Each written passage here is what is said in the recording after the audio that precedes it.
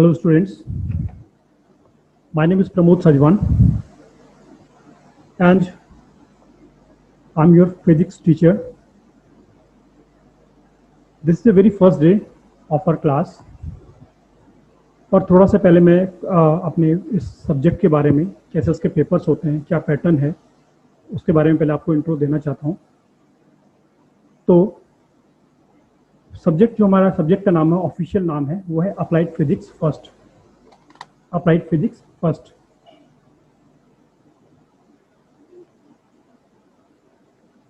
Applied physics first.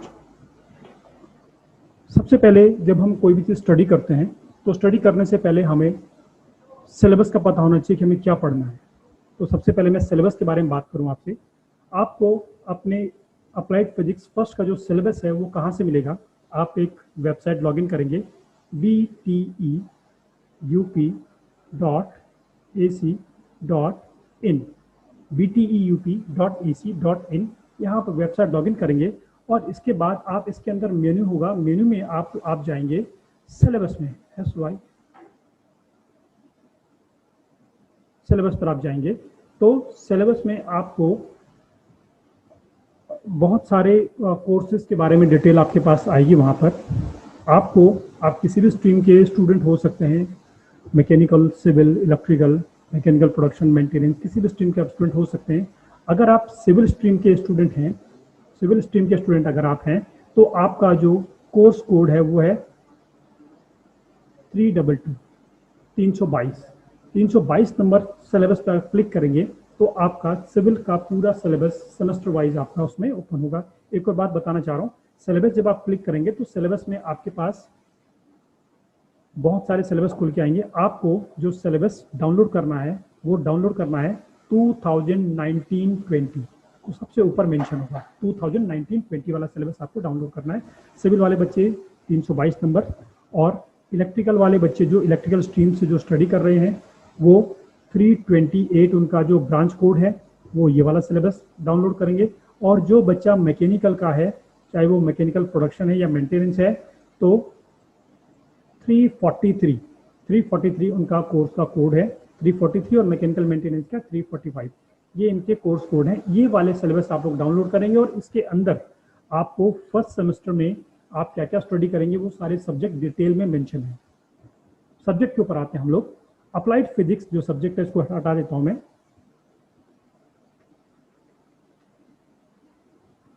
Applied physics में आप लोगों का जो टोटल पेपर है वो 100 मार्क्स का आपका पेपर होगा।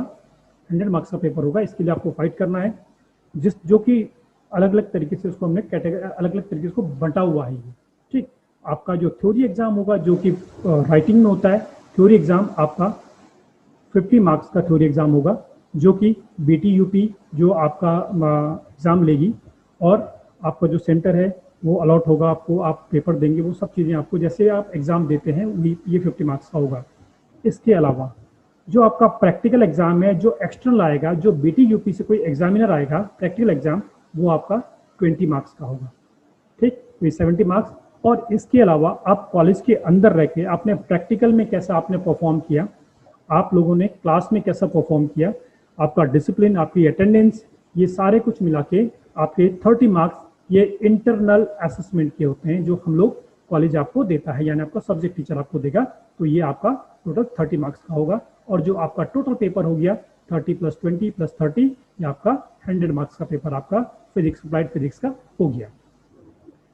इसके बाद बात करते हैं पेपर किस तरीके से आता है, पेपर में किस टाइप के क्वेश्चन आते हैं। बेसिकली क्वेश्चन का 2 टाइप के क्वेश्चन आते हैं। एक तो शॉर्ट आंसर टाइप क्वेश्चन है, ठीक, जो ये 50 मार्क्स का जो पेपर है इसकी बात मैं कर रहा हूँ कि बेसिकली आपका शॉर्ट आंसर टाइप क्वेश्चन आते हैं। 10 मार्क्स के क्वेश्चन आपके आएंगे 1 मार्क्स के, यानी कि एक नंबर के 10 क्वेश्चन आपके पास आपको सॉल्व करने होंगे, जो फिल इन द ब्लैंक हो सकता है, जो मल्टीपल चॉइस क्वेश्चन हो सकता है, या फिर एक लाइन का आंसर हो सकता है, या कोई छोटी सी एक लाइन का एक वर्ड का आंसर आपके पास हो सकता है। तो उस टाइप के 10 नंबर के क्वेश्चन आपके पास आते हैं जिसमें आपके पास एक चॉइस होती है। 11 क्वेश्चन आएंगे, आप 10 क्वेश्चन आप इसमें कर सकते हो। इसके अलावा ज़्यादा टाइम नहीं लूँगा इसमें, इसके अलावा जो क्वेश्चन है वो 5 मार्क्स के और 3 मार्क्स के।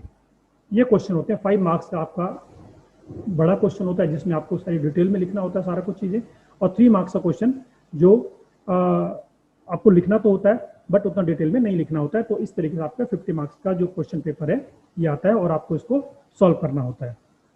आई होप कि आपको इसके बारे में बातें समझ आ गई होंगी। बहुत इजी ये क्वेश्चन पेपर होता है, आप लोग इजीली कर पाएंगे। आगे बढ़ते हैं। अप्लाइड फिजिक्स का सिलेबस आप लोगों ने देख लिया होगा या आप डाउनलोड कर लोगे और उसको पढ़ लोगे। आज हम स्टार्ट करते हैं अप्लाइड फिजिक्स का चैप्टर नंबर 1 जिसका नाम है unit and dimension, UNIT, units and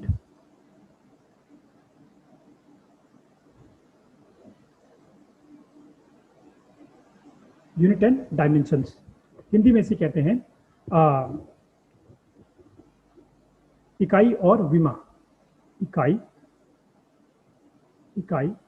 और विमा या विमाएं, प्लूरल नंबर है, या विमाएं, इकाई और विमाएं। ठीक, तो सबसे पहले हम डिस्कस कर लेते हैं यूनिट्स के बारे में, या फिर थोड़ा सा एक स्टेप पहले बैक ले लेते हैं। मैं कुछ पीपीटी के थ्रू भी आपको शो करूंगा। सबसे पहले बात करते हैं फिजिक्स की। फिजिक्स है क्या? फिजिक्स, ये स्लाइड आपको दिखाई दे रही होगी, हमारा सब्जेक्ट का नाम इसमें लिखा है अप्लाइड फिजिक्स फर्स्ट। सिलेबस के लिए आपको ये वेबसाइट आपको जाना है btup.ac.in पे। फिजिक्स क्या है?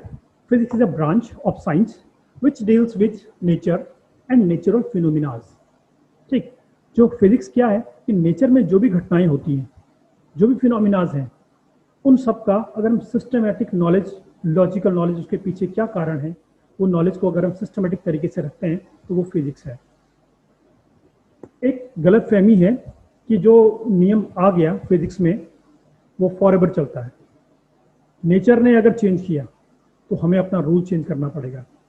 फॉर एग्जांपल लाइट के बारे में, आप लोगों ने थोड़ी बहुत पढ़ा होगा। एक एग्जांपल दे रहा हूँ कि लाइट के बारे में आज से 300 साल पहले कुछ और सोचा जाता था, उसके 100 साल बाद कुछ और सोचा जाने लगा, उसके 100 साल बाद कुछ और सोचा जाने लगा, और चलते चलते आज हमने अपने आप को अपडेट करते हुए अपने नॉलेज को आज हम लॉजिकली कह सकते हैं कि लाइट के ये नेचर है और लाइट इस तरीके से बिहेव करती है। आज से कई हजारों साल पहले जब आसमान में बिजली चमकती होगी या बहुत तेज धूप आती होगी या रात को तारे टिमटिमाते होंगे, तो जो आदि मानव होता था वो बड़ा घबराता होगा कि ये क्या है इसके पीछे, क्योंकि उसको लॉजिक नहीं मालूम था कि ये तारे क्यों टिमटिमा रहे हैं। लेकिन आज हमने लाइट के बारे में स्टडी कर लिया, हमें पता है कि तारे क्यों टिमटिमाते हैं, ट्विंकलिंग क्यों होती है। ठीक, तो यही जो नॉलेज है, नेचर का जो नॉलेज है, इसी को हम फिजिक्स कहते हैं। बट नॉलेज कैसा? नॉलेज सिस्टमैटिक और लॉजिकल, यानी कि एक सिस्टमैटिक तरीके से रखा हुआ और उसके पीछे का लॉजिक, उसके पीछे क्या कारण है, वो सब चीजें। ठीक, ये तुम्हारी फिजिक्स के बारे में थोड़ा सा मैंने आपको बताया। नेक्स्ट चलते हैं, अब हम अपने टॉपिक के ऊपर आते हैं। सबसे पहले बात करते हैं फिजिकल क्वांटिटीज की। What are physical quantities? इनको हिंदी में कहते हैं भौतिक राशियां। ठीक, भौतिक राशियां क्या होती हैं? तो यहाँ पे लिखा हुआ है कि a quantity measured under physics is called physical quantity. कोई भी चीज, कोई भी क्वांटिटी जिसको हम, इसका मेजरमेंट हो सकता है, उसे हम क्या कहते हैं? फिजिकल क्वांटिटी कहते हैं। ठीक, जैसे फॉर एग्जांपल फोर्स मेजर कर सकते हैं। यस, बिल्कुल मेजर हो सकता है। मास यानी द्रव्यमान का मेजरमेंट हो सकता है, यानी नापतोल हो सकता है द्रव्यमान का। यस, आप करते हैं। ठीक, तो ये क्या है? फिजिकल क्वांटिटी है, भौतिक राशि है। टाइम, समय का मेजरमेंट हो सकता है। आप सब लोग मेजरमेंट करते हैं, कुछ मिनट्स में, कुछ सेकेंड्स में, आवर्स में, ईयर में टाइम का मेजरमेंट हो सकता है। तो टाइम क्या है? फिजिकल क्वांटिटी है। सिमिलरली वेलोसिटी मेजरमेंट हो सकता है। वेलोसिटी इट मीन वेग का मेजरमेंट हो सकता है। वेग को हम नाप सकते हैं, मीटर पर सेकंड में या किलोमीटर पर सेकंड में या किलोमीटर पर आवर में नाप सकते हैं।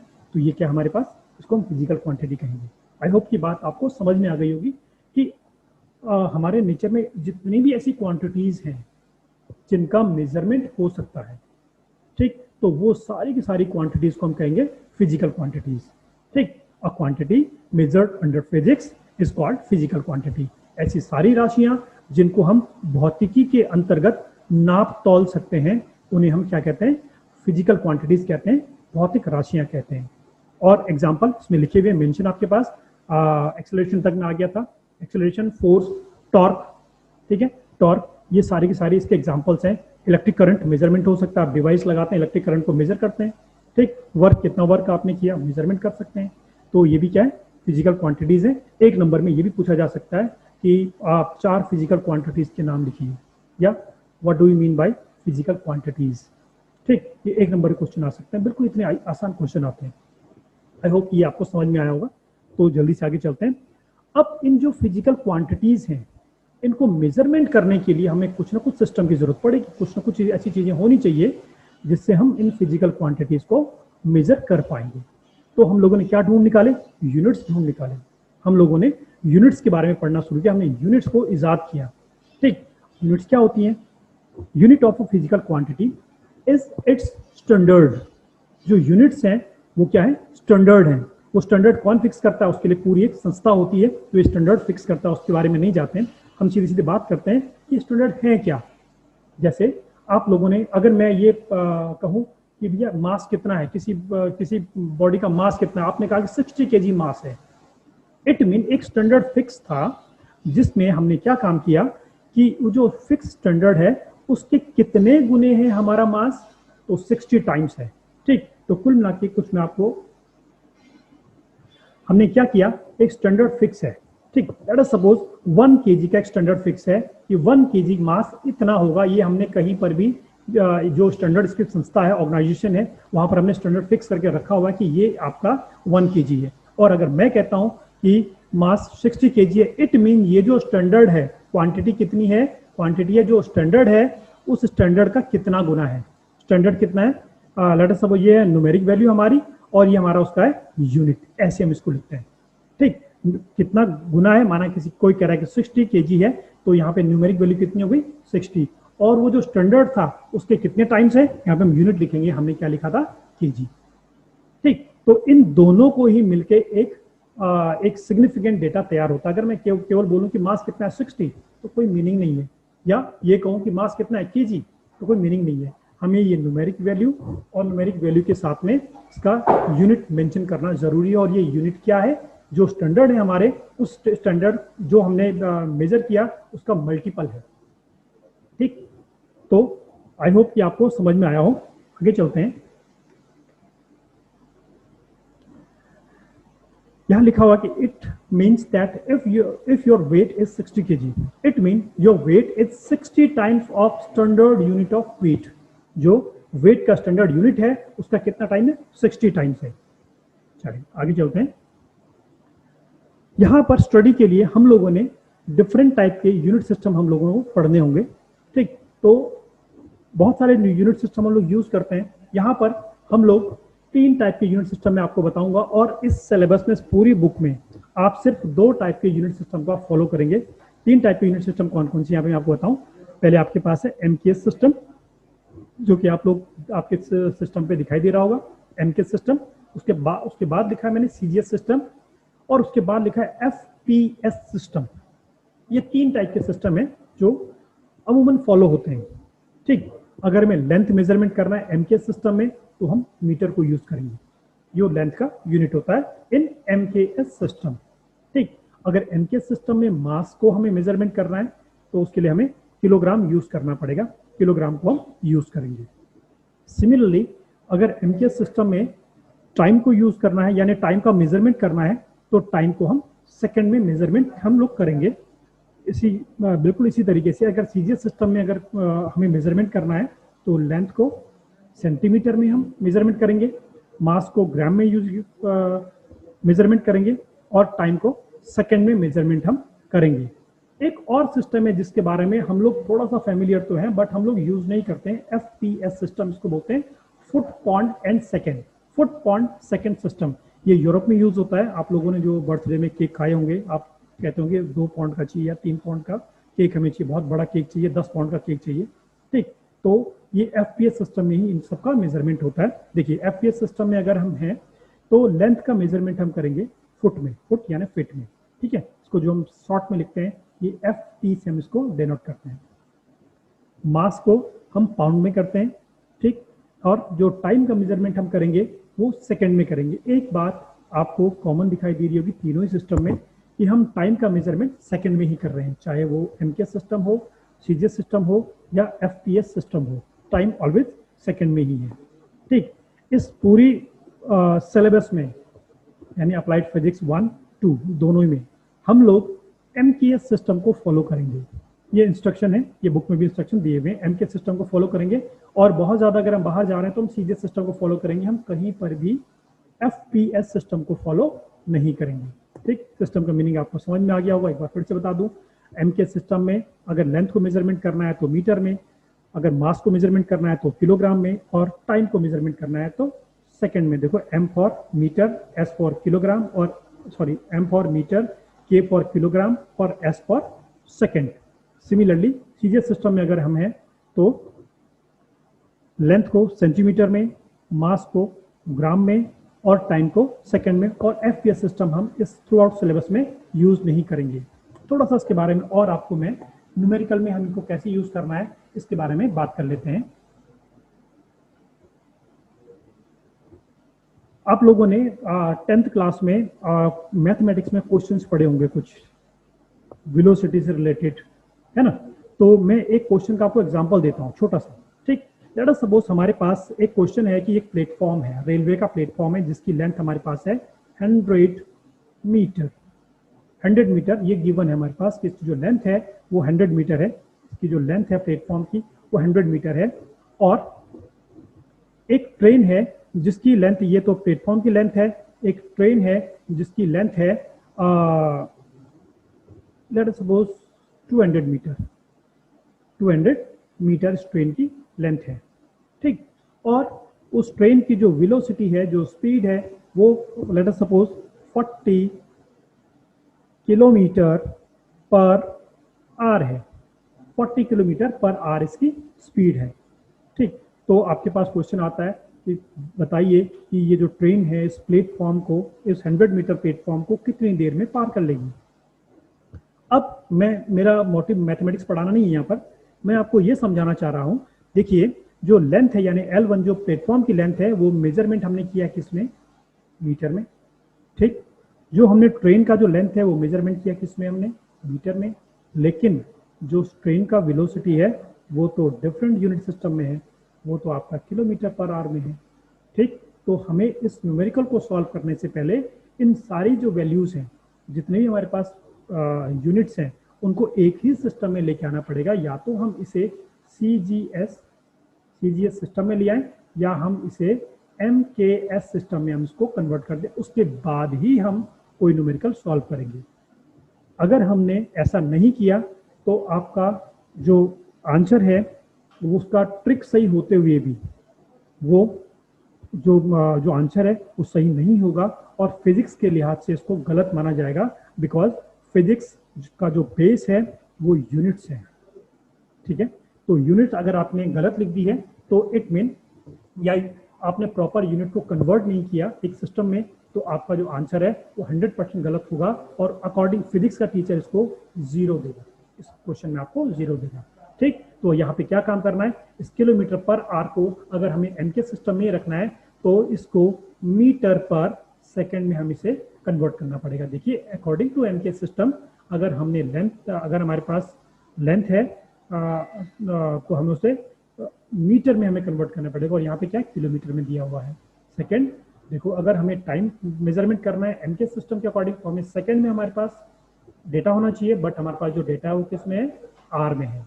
उस आर को भी हमें सेकंड में कन्वर्ट करना है।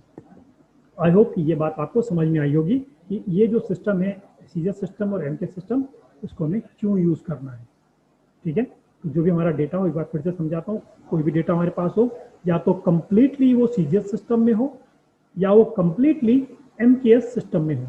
अगर कुछ डेटा सीजीएस में है, कुछ डेटा एमकेएस में है और हमने उसमें न्यूमेरिकल सॉल्व किया तो ऑलवेज उसका आंसर गलत आएगा। चलिए आगे बढ़ते हैं। अभी हमारे पास कुछ फंडामेंटल यूनिट्स भी हैं। एसआई सिस्टम, ये एमकेएस सिस्टम ही है, एसआई सिस्टम इंटरनेशनल स्टैंडर्ड इसका पूरा नाम है। तो SI system of units has 7 fundamental units.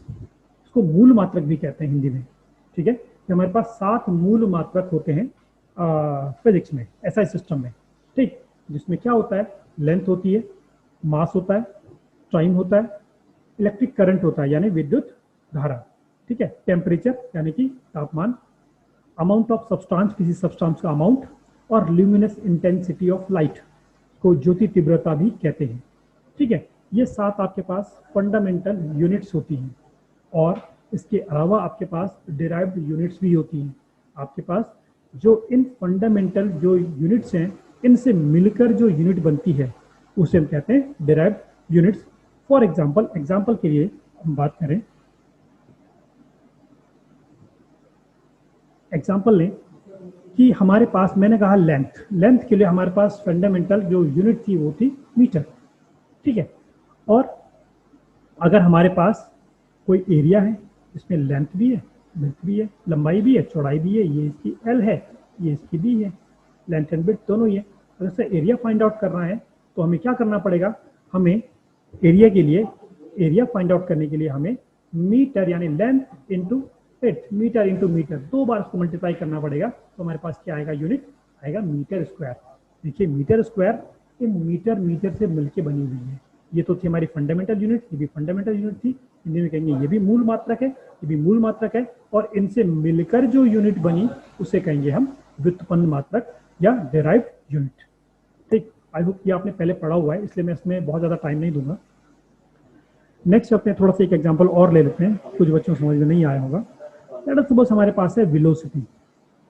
Velocity हमारे पास होता है, मेजरमेंट करते हैं मीटर पर सेकेंड में। देखिए मीटर किस चीज़ का यूनिट है, लेंथ का यूनिट है, लेंथ का फंडामेंटल जो यूनिट है वो है मीटर, और टाइम का जो फंडामेंटल यूनिट है यानी मूल मात्रक है वो क्या है, सेकंड। और इन दोनों से मिलकर, मीटर और सेकंड से मिलकर मीटर पर सेकंड बना, जो किसका मात्रक है, यूनिट है वेलोसिटी का, ठीक। इट मीन ये मीटर पर सेकंड हमारे पास क्या है, डिराइव्ड यूनिट है, ठीक है। तो ये बात क्लियर आपके पास हो गई, अब आपको हो गई होगी कि जो मूल मात्रक है, फंडामेंटल यूनिट है वो कौन कौन सी है, और इनसे मिलकर जो भी यूनिट्स बनी है वो सारी की सारी क्या है, डिराइव्ड यूनिट्स हैं या व्युत्पन्न मात्रक है, ठीक। एक एग्जांपल और लेते हैं। लेट अस सपोज हमारे पास बात आती है एक्सेलरेशन की। एक्सेलरेशन, ठीक। एक्सेलरेशन हमारे पास क्या होता है फॉर्मूला, वेलोसिटी अपॉन टाइम, ठीक। यूनिट क्या होगी इसकी, यूनिट होगी इसकी मीटर पर सेकंड, मीटर पर सेकंड स्क्वायर। देखिए इसमें एक मीटर फंडामेंटल यूनिट और 2 बार सेकंड, ये तीनों चीजें मिलके मीटर पर सेकंड इन्होंने एक यूनिट बनाई जिसे हम कहेंगे डिराइव्ड यूनिट। चलिए आगे बढ़ते हैं। कुछ बच्चों को कंफ्यूजन होता है कि अगर हमारे पास यूनिट सिस्टम, जो हमारे पास जो है मीट्रिक सिस्टम है, कि जो हमारा हमें जो गिवन जो हमारे पास डेटा है वो प्रॉपर आपका मीटर में या किलोमीटर में या मीटर की फॉर्म में या किलोमीटर की फॉर्म में नहीं है, ठीक। तो उसको कन्वर्ट हमें करना पड़ेगा। कन्वर्ट करने के लिए छोटी सी टेबल आपके सामने है, इस टेबल को आपको लर्न करना पड़ेगा, फिंगर पे आपको उसको लर्न करना पड़ेगा। फिंगर पे आप उसको लर्न कीजिए, milli, centi, deci, metre, deca, hecto, kilo. इसके अलावा भी बहुत सारे, इसके ऊपर भी 1 से मिली से पहले भी कुछ चीज़ें हैं और किलो के बाद भी कुछ चीज़ें हैं, बट यहाँ पर मैं उनका जिक्र नहीं करूँगा। हमारे काम की अभी यही चीज़ें हमारे काम की हैं, ठीक है। तो अगर हमारे पास लेट अस सपोज हम लेंथ का मेजरमेंट कर रहे हैं तो या तो मिलीमीटर में होगा या सेंटीमीटर में होगा, डेसीमीटर में होगा, डेका मीटर में होगा, डेकामीटर में, हेक्टोमीटर में, किलोमीटर में होगा। इन सबके बीच में 10 का गैप है। आपको मैं समझाता हूँ, देखिए milli, centi, deci, metre, deca, hecto और किलो, इन सब के बीच में गैप है 10। यहाँ पे भी 10 गैप है, यहाँ पे भी 10 है, यहाँ पे भी 10 है, यहाँ पे भी 10 है और यहाँ पे भी 10 है, ठीक है। अगर आपसे मैं कहूँ एक सेंटीमीटर में कितने मिलीमीटर होते हैं, इट मीन मैं आपसे बात कर रहा हूँ इसकी, एक सेंटीमीटर में कितने मिलीमीटर होते हैं, तो 10 मिलीमीटर होते हैं। एक सेंटीग्राम में कितने मिलीग्राम होते हैं, इसमें कितने होते हैं, 10 मिलीग्राम होते हैं, ठीक। कोई भी आपके पास हो सकता है यूनिट, है ना, सेंटीमीटर हो सकता है, ठीक। नेक्स्ट मिली सेंटी डेसी, एक डेसीमीटर में कितने सेंटीमीटर होते हैं, तो 10, ठीक। लेकिन अगर आपसे ये पूछा गया एक डेसीमीटर में कितने मिलीमीटर होते हैं, एमएम, यहाँ पे एमएम लिख देता हूँ मैं, तो कंफ्यूजन रहेगा, ठीक है। एक डेसीमीटर में कितने मिलीमीटर होते हैं, तो 10 मल्टीप्लाइड बाय 10 कितना हो जाएगा, 100। इस कंडीशन में 100 हो जाएगा। एक डेसीमीटर में कितने मिलीमीटर, तो 100 हो जाएगा। मिली सेंटी डेसी ये आपका मीटर है, ठीक है। एक मीटर में कितना डेसीमीटर, 10, कितना सेंटीमीटर, 100, कितना मिलीमीटर, 1000, ठीक है। इन सब के बीच का जो डिस्टेंस है वो 10 10 10 10 10 होगा ऑलवेज, ठीक है। और आपको अकॉर्डिंगली आपको चेंज करना है। सिमिलरली अगर यहाँ ध्यान दें, 1 किलोमीटर में कितने हेक्टोमीटर होते हैं, तो इनके बीच का जो डिस्टेंस है वो है 10, ठीक। इट मीन 1 किलोमीटर में 10 हेक्टोमीटर होते हैं, 1 किलोग्राम में 10 हेक्टोग्राम होते हैं, ठीक है। तो इस तरीके से हम इसे कन्वर्ट कर सकते हैं। इनको अपने फिंगर पे काउंट करें, अपने फिंगर के अकॉर्डिंगली हम जीरो उसमें कंसिडर करते चले जाएंगे। आई होप कि ये बात आपको समझ में आ गई होगी और ये बड़ा इजी भी है।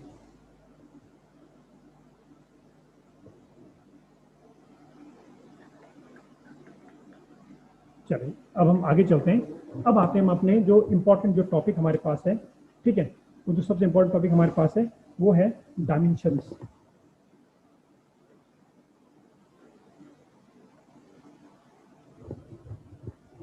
डायमेंशंस इसको बोलते हैं हम हिंदी में विमाएं। विमाएं ये सबसे इम्पोर्टेंट है, सबसे ज़्यादा क्वेश्चन यहाँ से पूछे जाते हैं। एक बात मैं आपको बताना भूल गया था, ये पूरा जो सिलेबस है उस सिलेबस का जो आपका पेपर आएगा 15%, ऐसा आपके सिलेबस में मेंशन है, 15% आपका इस चैप्टर से आपको पूछा जाएगा। इट मीन 7 मार्क्स, ऐसा हमारे जो सिलेबस है उसमें लिखा हुआ है कि 7 मार्क्स का इस चैप्टर से आएगा, ठीक। तो अंदाजा लगा लीजिए कितना इंपॉर्टेंट ये चैप्टर है। विमाएं क्या होती हैं, आप लोगों ने वीम का नाम सुना होगा, बहुत ज़्यादा बार, कई बार सुना होगा, ठीक। तो विमाएं क्या होती हैं, विमाएं कुछ भी नहीं है, बहुत टफ नहीं है। पहले हम थोड़ा सा इसके एक कदम पीछे हट जाते हैं, एक कदम पीछे हटते हैं, देखते हैं कि हम जो यूनिट्स हैं उनको रिप्रेजेंट करने के लिए डिफरेंट तरीके हम यूज करते हैं। एक तरीका ये भी है कि मैं लेंथ को मैं एल से रिप्रेजेंट करूं और उसको ब्रैकेट में बंद कर दूं, ठीक है। या मेरे पास अगर मास है तो मास को मैं कैपिटल एम से रिप्रेजेंट करूं और इसको स्क्वायर जो ब्रैकेट है इसके अंदर मैं इसको बंद कर दूं। या हमारे पास अगर टाइम है, टाइम को मैं कैपिटल टी से रिप्रेजेंट करूं और मैं इसको स्क्वायर ब्रैकेट के अंदर बंद कर दूं, ये भी तरीका है, ठीक है। अगर मैं टेम्परेचर कहीं दिखा रहा हूं, तो मैं उसको थीटा से रिप्रेजेंट करूं, एक सिंबल है, थीटा से उसको दिखाऊं और उसको स्क्वायर ब्रैकेट के अंदर बंद कर दूं। सिमिलरली अगर मैं इलेक्ट्रिक करंट को दिखा रहा हूं, इलेक्ट्रिक करंट, ठीक है, इलेक्ट्रिक करंट को अगर मैं दिखा रहा हूं, आई दिखाऊं, तो मैं इसको ए लिखूं और इसको स्क्वायर ब्रैकेट के अंदर बंद कर दूं। तो ये भी एक तरीके हैं लेंथ को रिप्रेजेंट करने के, मास को रिप्रेजेंट करने के, टाइम को, टेम्परेचर और इलेक्ट्रिक करंट को रिप्रेजेंट करने का एक तरीका ये भी है। बट डायमेंशन होती क्या है, ठीक। डायमेंशन होती क्या है, डायमेंशन में कोई भी फिजिकल क्वांटिटी का जो यूनिट है, जो उसमें फंडामेंटल यूनिट्स हैं, उनके ऊपर जो पावर है, उन पावर को हम डायमेंशन कहते हैं, उन पावर्स को हम डायमेंशन कहते हैं। ध्यान रखिएगा ऑलवेज। लेट अस सपोज मैं ये कह रहा हूं कि मेरे पास ये हमारे पास लेंथ है, यहाँ पे एल से हमने इसको दिखाया, रिप्रेजेंट किया, इसके ऊपर पावर कितनी, कुछ भी नहीं लिखा, इसका इट मीन कितनी पावर है, 1 पावर है। इट मीन लेंथ की डायमेंशन कितनी है, यहाँ पर 1 है। सिमिलरली यहाँ मैंने मास को एम से मैंने दिखाया है और एम के ऊपर कोई भी कुछ भी नहीं लिखा हुआ, इट मीन क्या है, अंडरस्टूड है, यहाँ पे कितना है, 1 है। तो मास का यहाँ पे डायमेंशन कितना है, 1 है। टाइम के ऊपर यहाँ कुछ नहीं लिखा हुआ, इट मीन कितना है, डायमेंशन 1, ठीक। तो डायमेंशन ऑलवेज हम किसे कहेंगे कि फंडामेंटल यूनिट के ऊपर जो पावर है, फंडामेंटल यूनिट के ऊपर जो पावर है, किसी भी फिजिकल क्वांटिटी की फंडामेंटल यूनिट्स के ऊपर जो पावर है, उन्हें हम डायमेंशन कहेंगे। एक एग्जांपल के साथ आपको समझाता हूं। लेट अस सपोज कहीं पर आप एरिया को आप दिखा रहे हैं, एरिया में क्या होगा, लेंथ इनटू विड्थ, यानी उसका जो यूनिट होगा मीटर स्क्वायर। फंडामेंटल यूनिट कौन सी है इसमें, ये मीटर, ठीक है। इसके ऊपर पावर कितनी लगी हुई है, 2। इट मीन इसका अगर हम डायमेंशन दिखाएंगे तो मास को हम जो लेंथ है, लेंथ को हम एल से दिखाते हैं, मीटर यानी लेंथ, उसको हमने ब्रैकेट में क्लोज किया ऐसे, और इसकी पावर ऊपर कितनी रख दी, 2, जो इसके फंडामेंटल यूनिट के ऊपर जो पावर लिखी हुई थी। यहाँ पर हम डायमेंशन किसे कहेंगे, इस पावर को डायमेंशन कहेंगे। कभी ये मत लिखिएगा कि ये जो एल एम टी थीटा ए जो हमने ये लिखा हुआ है इसको हम डायमेंशन कहते हैं, बिल्कुल नहीं। ये तो इसको रिप्रेजेंट करने के हमारे पास सिंबल है, इन सिंबल के थ्रू हम इन्हें रिप्रेजेंट करते हैं। बट जो डायमेंशन है वो ऑलवेज इसकी पावर को ही हम कहेंगे, ठीक है। For example let us suppose हमारे पास एक वेलोसिटी है, वेलोसिटी का डायमेंशन आपसे पूछा है कि डायमेंशन बताइए क्या होगा, तो कैसे निकालेंगे। सबसे पहले इसकी यूनिट लिखिए, मीटर पर सेकेंड आपने लिखा, ठीक है। देखिए फंडामेंटल यूनिट कौन कौन सी है, एक मीटर है और एक सेकेंड है। मीटर को हम दिखाएंगे कैपिटल एल से, ठीक है, और अपॉन, देखो अपॉन में सेकेंड है, और टाइम को दिखाते हैं कैपिटल टी से। और मैंने क्या कहा था, इसको हम एक स्क्वायर ब्रैकेट के अंदर, बड़ा कोष्ठक बोलते हैं हिंदी में, बड़ा कोष्ठक के अंदर इसको बंद कर देंगे। अगर हमने ये ब्रैकेट नहीं लगाया तो इनका मीनिंग चेंज हो जाएगा, ये मीनिंग बड़ा इंपॉर्टेंट है, ये जो ब्रैकेट है ये बड़ा इंपॉर्टेंट है, वरना मीनिंग चेंज हो जाएगा। देखिए यहाँ पे मीटर की पावर कितनी है, 1, सेकंड की पावर कितनी है, 1। इट मीन जो फंडामेंटल यूनिट्स थी उनकी पावर कितनी है, 1 1, तो यहाँ पावर कितनी है, 1।